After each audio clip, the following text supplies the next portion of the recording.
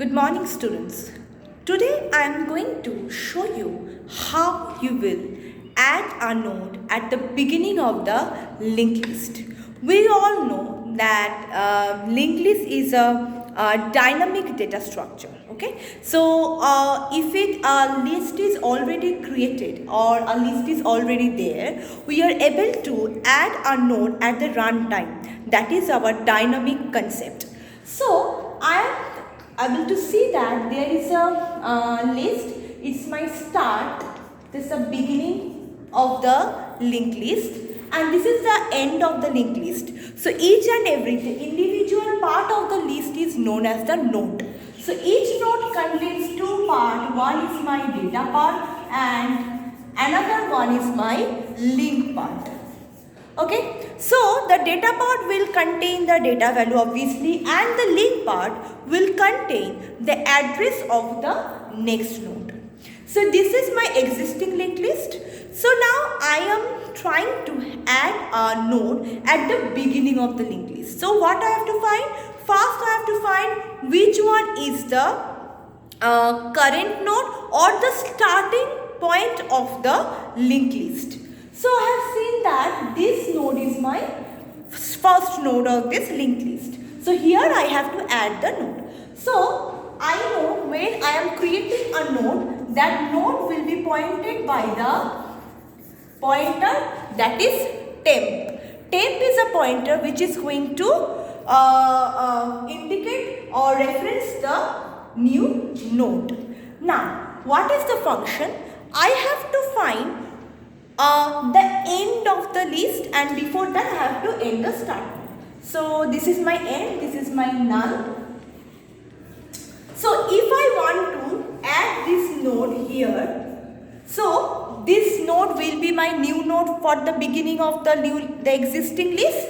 So this is my old list now. Old list means this is the old beginning of the linked list, that is the existing one.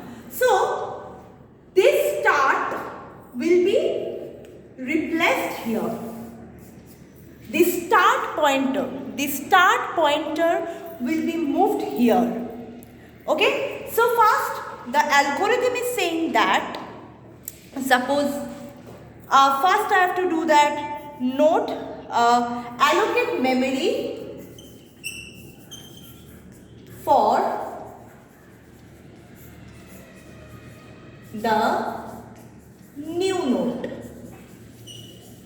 So first I am allocating memory for the new node. That means allocating memory for the new node, that means first the node that I am going to add at the beginning of the node, first I have to mention or I have to provide a particular memory for that particular new node. So I am creating a portion of the memory where I am able to store the new node.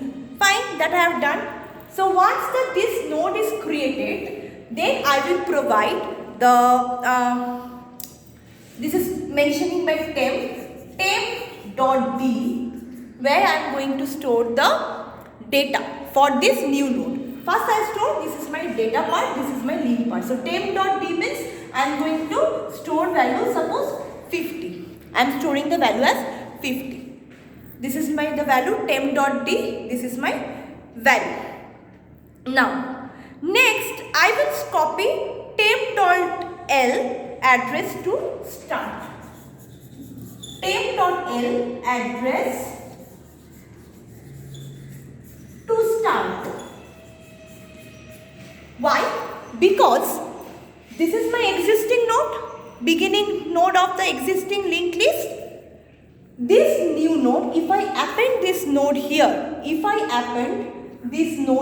suppose now I am considering the new list like this.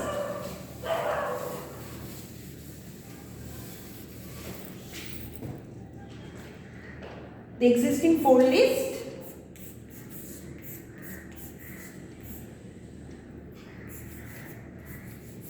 It was my previous one.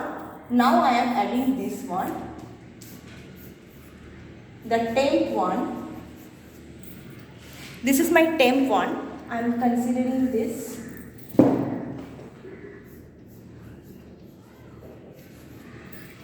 Okay.